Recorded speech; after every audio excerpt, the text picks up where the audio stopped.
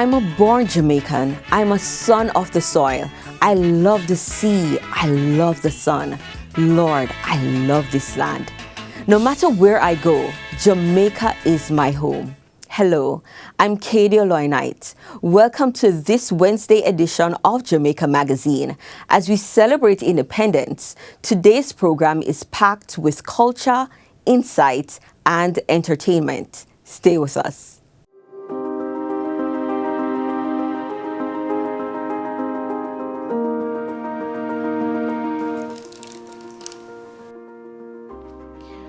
Your devices warn you when the batteries run low. But what about your kidneys?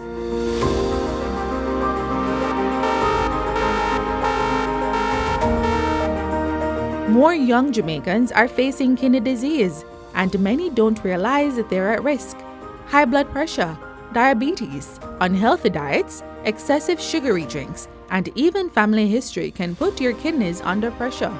When your kidneys fail, waste builds up in your body, causing fatigue, swelling, and serious health complications.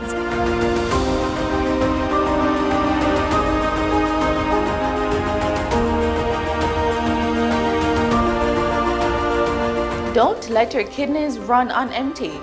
Know your family history, make healthier choices, and get checked regularly.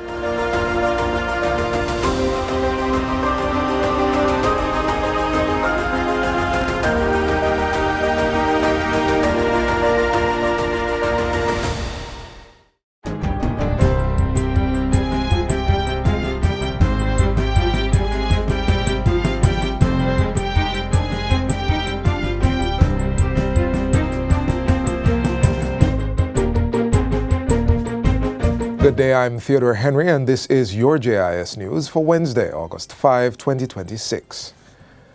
Reparatory justice was a common theme throughout the special joint sitting of the Houses of Parliament on Tuesday. The gathering also included President of the Republic of Ghana, His Excellency John Dramani Mahama, as part of his state visit to the island. Prime Minister Dr. Andrew Holness acknowledged Ghana for its leadership on reparation and hailed President Mahama as a champion of the African Union and also for taking the lead in the first ever United Nations resolution to address reparation and rationalize chattel slavery.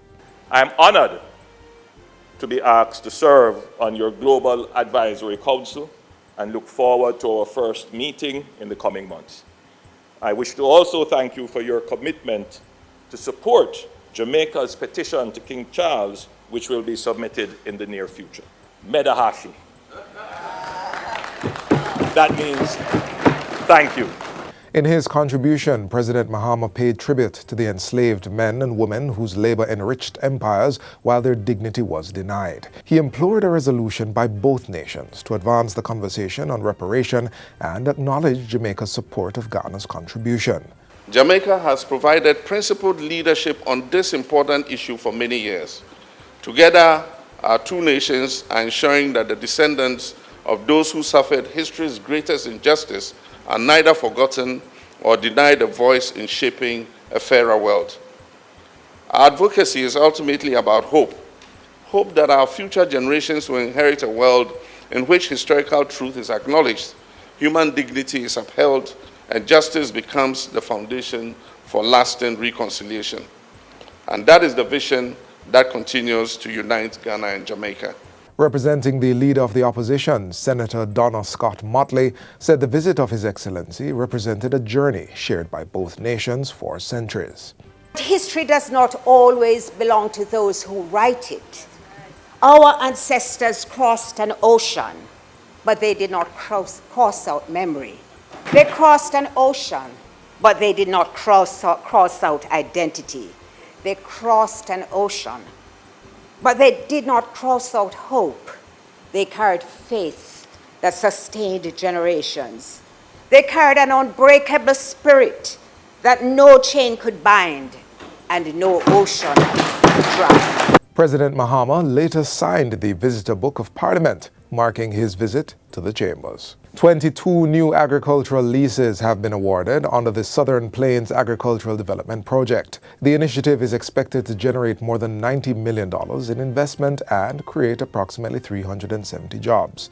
Minister of Agriculture Floyd Green handed over the leases to approved investors in the Amity Hall Bridgepen Agropark during the recently concluded Denby Agricultural, Industrial and Food Show. The 22 leases cover 123 acres of land and form part of a larger rollout under the project. Just so you know, this 22 is just a part of those who have already applied. Already we have approved 56 investors.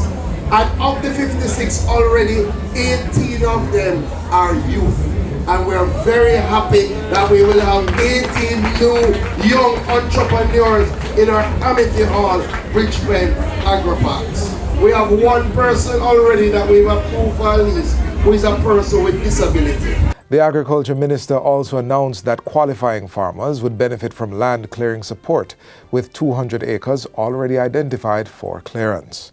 The other thing is that we have a matching grant program where, again, for the farmers and the investors who qualify, we're going to match them up to the tune of $1.2 million, where we will provide them investment support, input support for them to start their agricultural enterprise. The Ministry of Health and Wellness has kick-started the first in a series of stakeholder consultations on the rebuilding of health infrastructure damaged by Hurricane Melissa.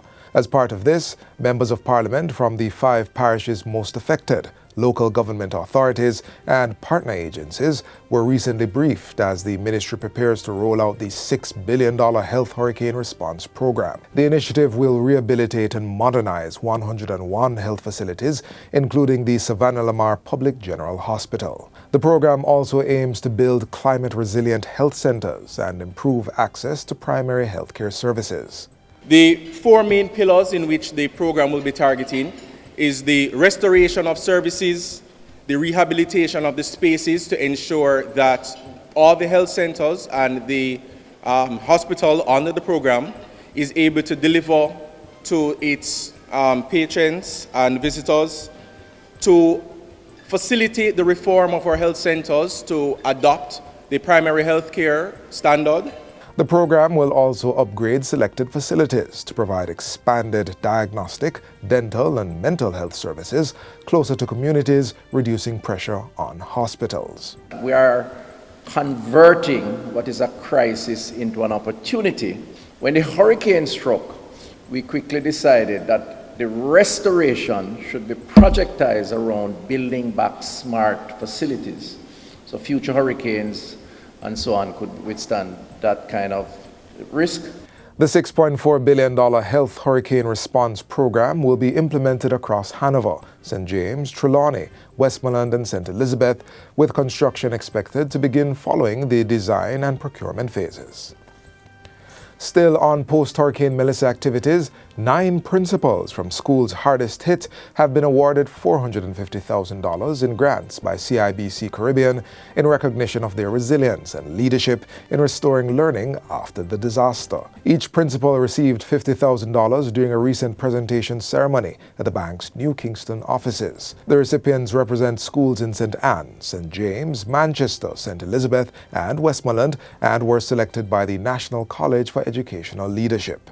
Permanent Secretary in the Ministry of Education, Dr. Cassan Troop, has commended CIBC Caribbean for the contribution to the school leaders and recognized the principals for their unwavering commitment to their students and communities in the aftermath of the storm. When we walk about and talk about leadership in education, we talk about a calling. Leadership is not an event, it is a calling. And I know that you have responded fulsomely to that calling. We have seen it in your commitment. We have seen it in the work that you have done. And I want to say a big special thank you to CIBC. The contribution of $50,000 to each of these 9 principals is not just a check, it's a message. It's a message to say, we see your humanity, we see your struggles, and we are willing to stand beside you when things get tough. And finally, the Island Traffic Authority ITA is advising the public that its fitness management system is experiencing intermittent technical difficulties affecting the processing and issuance of electronic motor vehicle certificates of fitness, also known as e-fitness certificates. The authority has released a statement apologizing for any inconvenience caused and assures that its service providers are working to restore the system as quickly as possible. The ITA says the Jamaica Constabulary Force JCF has also been informed of the disruption. Members of the public requiring additional information or assistance may email info@ita.gov.jm or contact the authority through its official social media platforms. And that's it for JIS News Today. I'm Theodore Henry. Thanks for watching.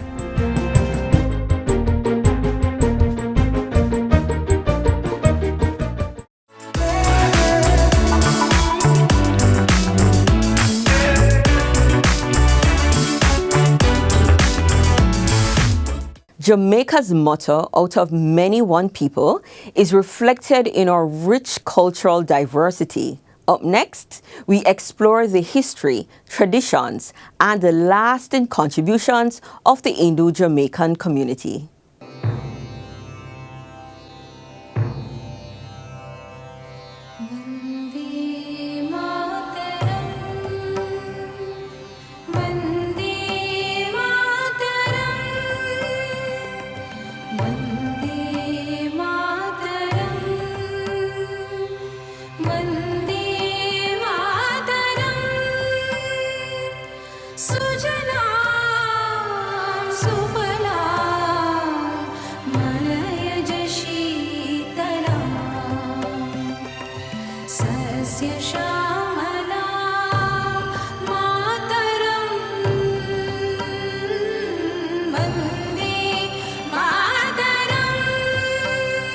Vande Mataram is a poem that was adopted as the national song of a newly independent India in 1950. An ode to the motherland, it is one of the ways Indo-Jamaicans assert their love and indeed connection to one of the largest and most populated countries in the world.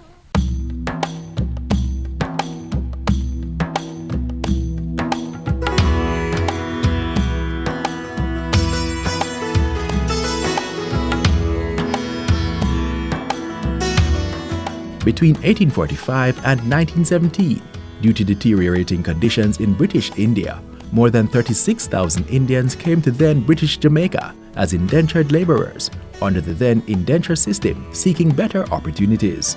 The first Indians arrived here in Jamaica on 10th May 1845 in a ship. Around 261 Indians arrived in Jamaica. Since then, they were working on various plantations as indentured laborers. Slowly they integrated into Jamaican society. It was very difficult for them initially, but being far away from home, some of them left and many stayed. In total, between 1845 to 1917, around 37,000 Indians came to Jamaica. Many of them left from Jamaica to other Caribbean countries. Yes, the Indians found the conditions harsh and sought greener pastures. They found that in farming for themselves and assimilated into the Jamaican society. Seeing that the island was a place to prosper, they kept coming, creating a wave of Indian Jamaicans, some of whom are third and fourth generation Indians who can trace their lineage back to the motherland, and those who are descendants of the indentured laborers and have lost that connection. An example found within the Gibor family, where Rohan Gibor, a third-generation Indian, is able to track his heritage back to India, while his wife Salima Gibor, not so much. Only a brief conversation between me and my great-grandmother years ago when she said that her parents came from Cuba. And that's the only thing I know. But based on historical data, we know that when the Indians came under the indentureship period, they came to many islands. To help Indians reconnect and maintain a link to India, organizations like the Indian High Commission to Jamaica, the Indian Cultural Society in Jamaica, and Hindu temples like the Sanatan Dharma Mandir create spaces for them to observe Indian festivities on the island. At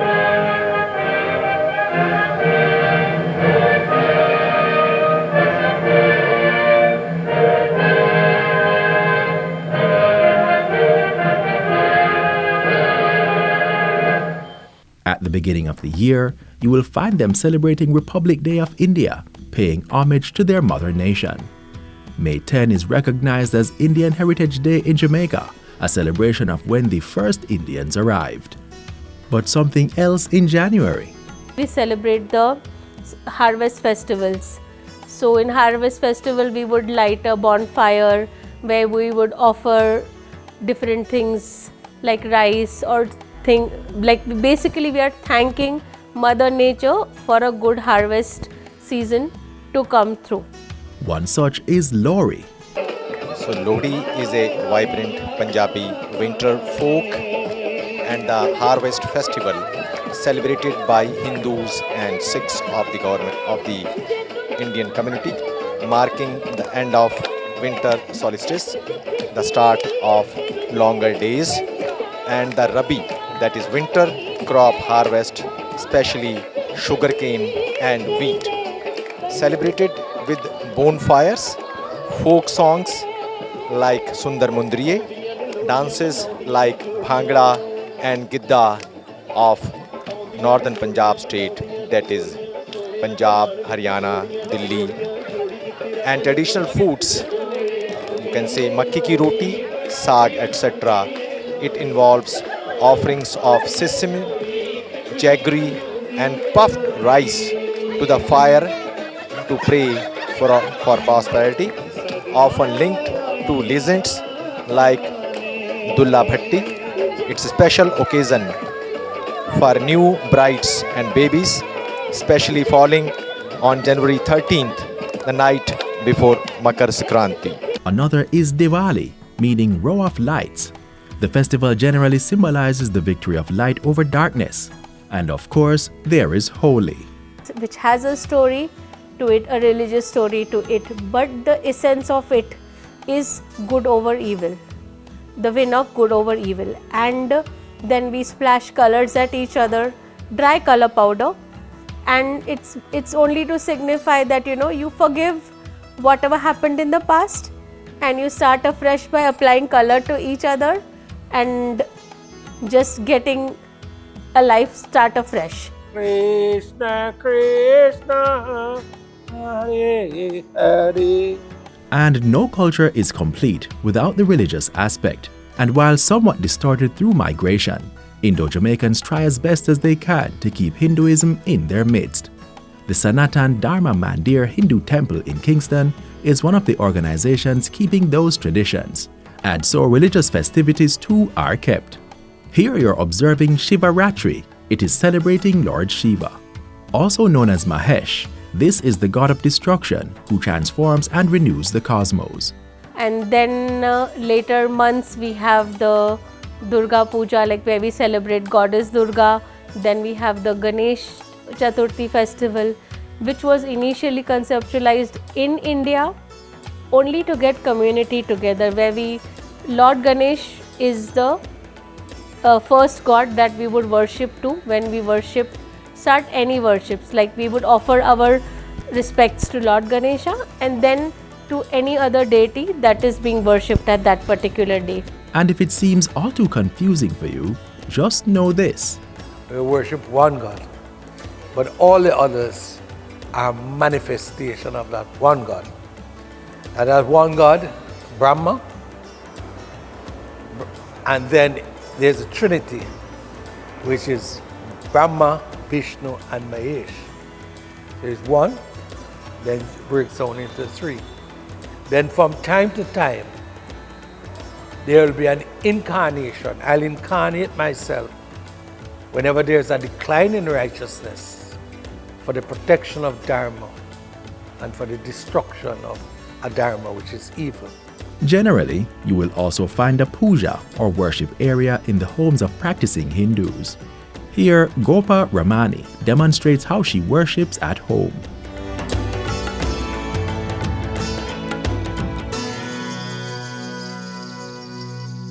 Back at the Gibor house, These are all activities Salima and her family immerse themselves in to learn and hopefully find that connection to India.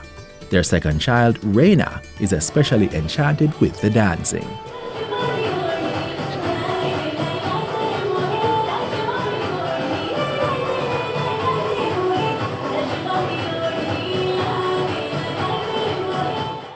And of course, the Indian garb, which varies but always is beautiful. This is our beautiful Adair. She's wearing an Indian outfit that is a lehenga choli, which consists of a long skirt, a blouse, a short crop top and a scarf or dupatta. This is Chanel. She's wearing an Indian outfit called shalwar kameez. Kameez meaning a shirt, and she has a scarf on her shoulder, that is a dupatta. This is our beautiful Tyler. She's dressed in an Indian outfit which is a variant of a sari, which is called Nawari, that means 9 yards, and she's traditionally wearing anklets which is called ghungru, which are used mostly in dance performances. The way she has draped the sari is symbolic to the western part of India. This sari remains fashionable among Southeast Asians and literally means a strip of cloth. Here again, Gopa demonstrating how one fits a sari. So this is the first step where you tuck the sari right in the center.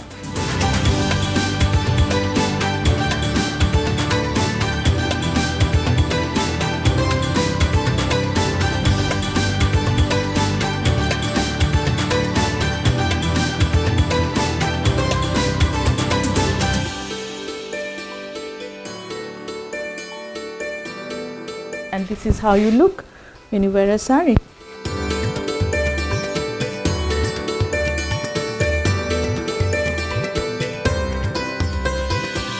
As always, one's culture is not complete without the food, and Indian influence is a big part of Jamaica's food culture. Curry powder, which is a blend of different spices, was adapted from India. And of course, any curry dish is almost never complete without roti. It is food Salima and her family partake in regularly. And for a more authentic dish, we visit with Gopa. So this is a very authentic Indian vegetable curry. In Bengal we say aloo piyaj koli. Torkari is the curry, that's the name. And it has got scallion, potato, green peas and turmeric powder and little bit of ginger, red chili and 5 spices, which is called 5 spices. Okay, so this is called onion fritters, and in Bengal, they have a special name for it. It's called piyaji. So it's very delicious, it's yummy and crunchy. Indeed, food is a major part of the Indian contribution to Jamaica, but there are others. They became teachers, businessmen, and various other professions here. They went into politics, became dancehall artists, world-famous jockeys, and beauty queens. Another major influence, jewelry making. The Indo-Jamaican story is one of survival and adaptation, proof that even in the harshest beginnings, culture can endure.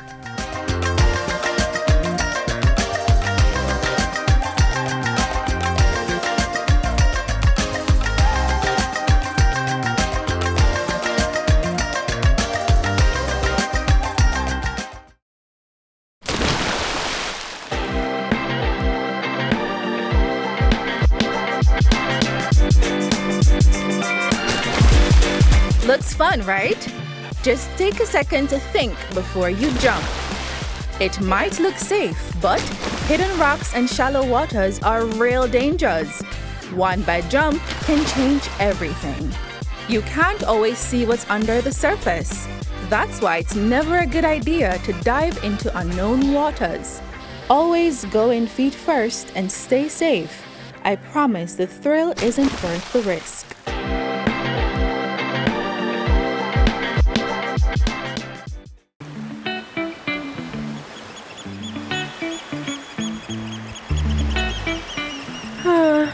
The beach, the sunshine, sea breeze, the sound of waves, and memories you want to savor.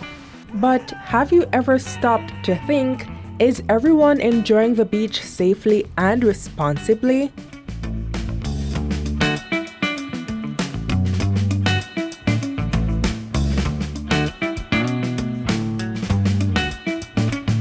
Whether you're a strong swimmer or just dipping your toes, water safety matters for everyone.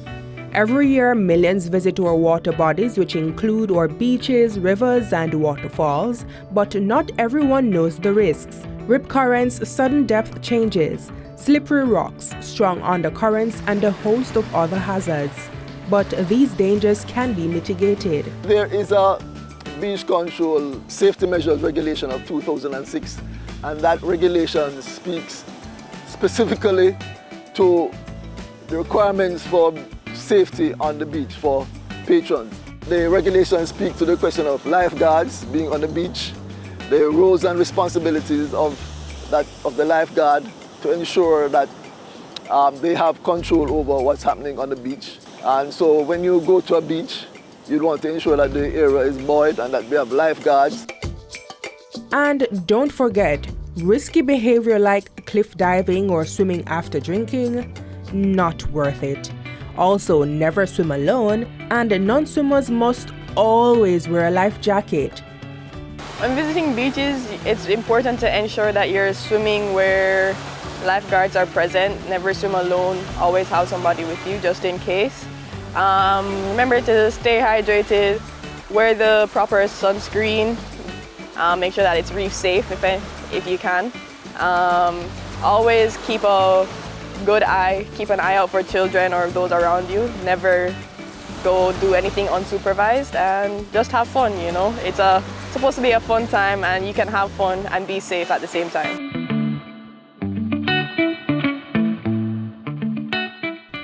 Using our water bodies safely isn't just about currents and waves or slippery rocks. Marine and freshwater life can also pose risks. Some of our rivers are home to crocodiles, so caution should be taken when taking a dip, and be sure to look out for caution signs regarding wildlife. Jamaica is home to sharks, and while encounters are rare, it's best to be extra cautious during early mornings and late afternoons when visibility is lower and certain species may be more active.